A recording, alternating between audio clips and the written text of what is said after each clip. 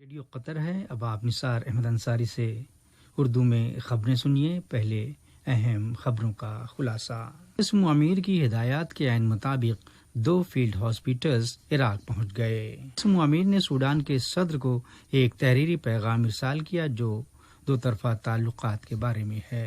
Year ویز آج سے سیبو کے لیے ہفتے میں 3 بار اپنی فلائٹس شروع کر رہی ہے۔ آسٹریلیا نے گنجان آباد ریاست نیو ساؤتھ ویلز میں وائرس کی جدید لہر کے پیش نظر دوبارہ پابندیاں عائد کر دیں۔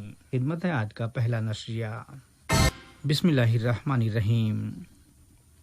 صاحب اسم امیر شیخ تمیم حمد آل ثانی کی ہدایات کے عین مطابق مختلف طبی ساز و سامان سے آراستہ 2 فیلڈ ہاسپٹلز عراق پہنچ گئے، جس کا مقصد کورونا وائرس کووڈ-19 کی وبا کو کنٹرول کرنے والی عراقی کوششوں میں سپورٹ کرنا ہے۔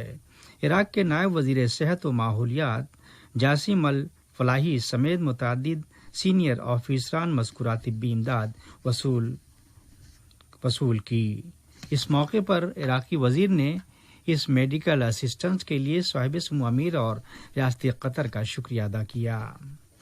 خیال رہے قطری حمایت یا امداد قطر کے اس یقین کی عکاسی کرتا ہے کہ دنیا کے کسی بھی حصے میں ضرورت مندوں کی حمایت کا سلسلہ جاری رہے گا۔ صاحب اسم امیر شیخ تمیم حمد آل ثانی نے جمہوریہ سوڈان کے صدر لیفٹیننٹ جنرل سلوا کیر میارڈیٹ کو ایک تحریری پیغام ارسال کیا جو 2 طرفہ تعلقات اور انہیں مختلف شعبوں میں فروغ دینے کے وسائل کے بارے میں ہے۔ وزیر خارجہ کے خصوصی ایلچی برائے انسداد دہشت گردی و قضیوں کے حل کے ثالثی مطلق بن ماجد القحطانی نے جوبا میں مذکورہ خط جنوبی سوڈان کے صدر کے سپرد کیا۔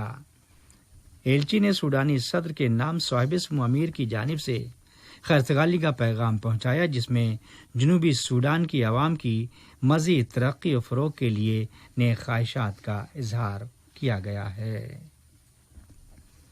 ریاست قطر نے وثوق سے کہا ہے کہ وہ محاصرہ کرنے والے ملکوں کے ساتھ کرائسس کو پرامن سفارتی اور ثالثی و تعمیری ذرائع سے غیر مشروط مذاکرات کے ساتھ حل کرنے کے اپنے موقف پر قائم ہے۔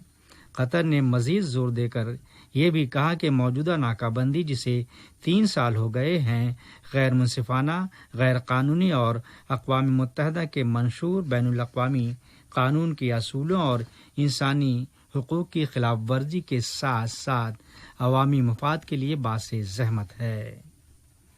UN کے لیے قطر کی مستقل نمائندہ سفیرہ شیخہ عالیہ بنت احمد بن سیف آل ثانی نے UN کی سلامتی کونسل میں دوران تقریر یہ اظہار خیال کیا۔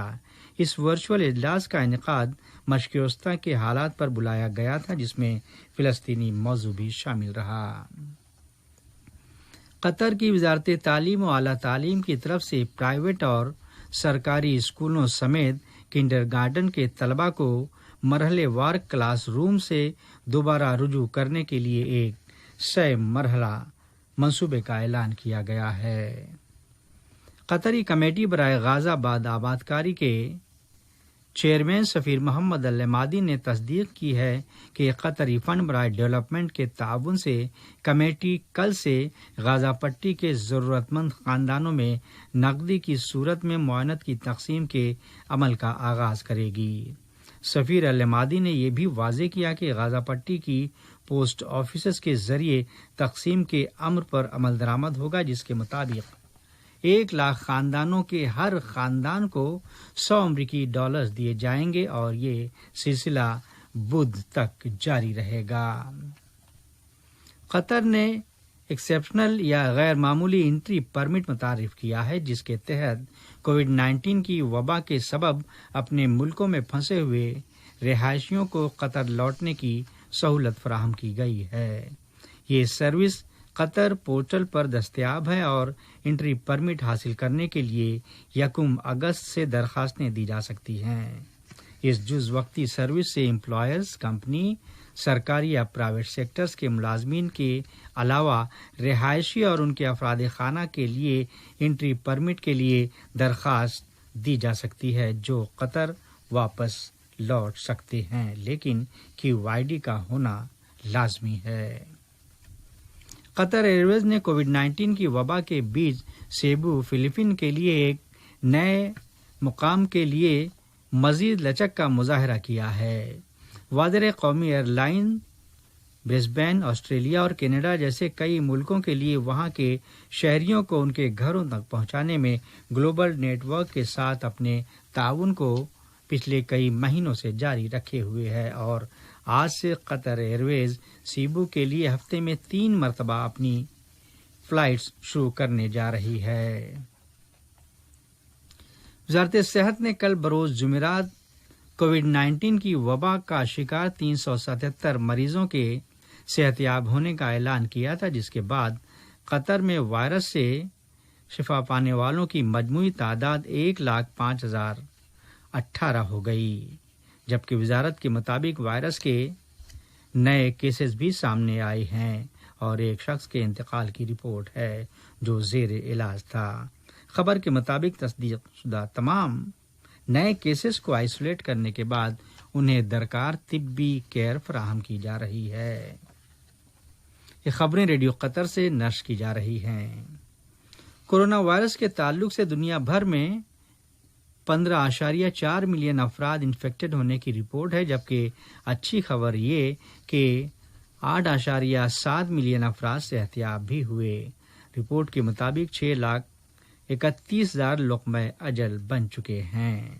امریکہ میں نئے کیسز کی تشخیص کے بعد متاثرین کی تعداد وہاں 4 ملین سے زیادہ ہو گئی۔ بطور خاص جنوبی اور مغربی ریاستیں بہت زیادہ متاثر ہیں، جس کے سبب فلوریڈا میں ریپبلکن نیشنل کنونشن کا صدر ٹرمپ کا پلان بری طرح متاثر، جہاں 10,000 سے زیادہ کنفرم معاملات سامنے آئے ہیں۔ آسٹریلیا کی سب سے گنجان آباد ریاست نیو ساؤتھ ویلز میں اتھارٹیز نے کورونا وائرس کی نئی لہر کے تناظر میں دوبارہ پابندیاں نافذ کر دی ہیں۔ خیال رہے پچھلے کئی دنوں سے سڈنی میں کورونا کے نئے کیسز کی تعداد کو مد نظر رکھ کر یہ پابندیاں عائد کی گئی ہیں۔ ادھر میکسیکو کی وزارت صحت نے 8,000 سے زیادہ نئے کنفرم ریکارڈ کیسز اور 720 اموات کی رپورٹ دی ہے۔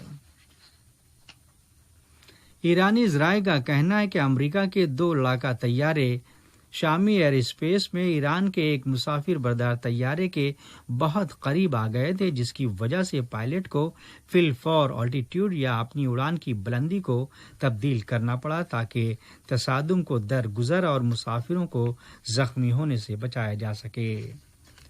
ادھر امریکہ کے ایک اہلکار کا کہنا ہے کہ امریکی فائٹر جیٹ ایرانی طیارے کے نزدیک نہیں بلکہ وہ ایک محفوظ فاصلے سے گزرا تھا۔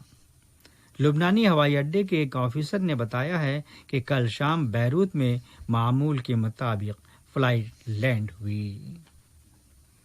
لبنان میں فرانسیسی وزیر خارجہ جین لی ڈیرین نے کہا ہے کہ لبنانی سیاست کار حل پر عمل درآمد میں ناکامی کے سبب بحران زدہ ملک میں ناگزیر امداد کی تقسیم کو درگزر کر رہے ہیں۔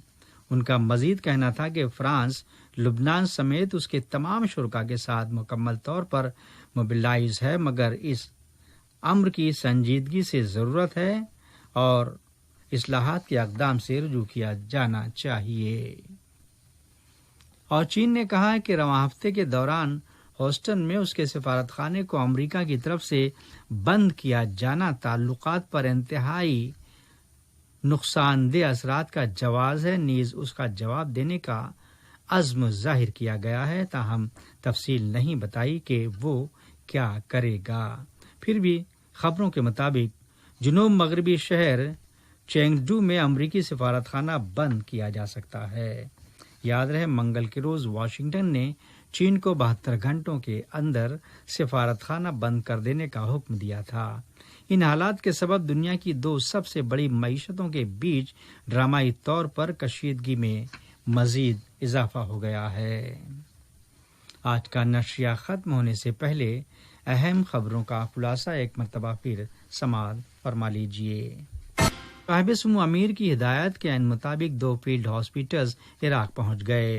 امیر نے سوڈان کے صدر کو ایک تحریری پیغام ارسال کیا۔ فلپائن کے لیے ہفتے میں 3 بار اپنی فلائٹ شروع کر رہی ہے۔ آسٹریلیا نے نیو ساؤتھ ویلز میں وائرس کی جدید لہر کے پیش نظر دوبارہ پابندیاں عائد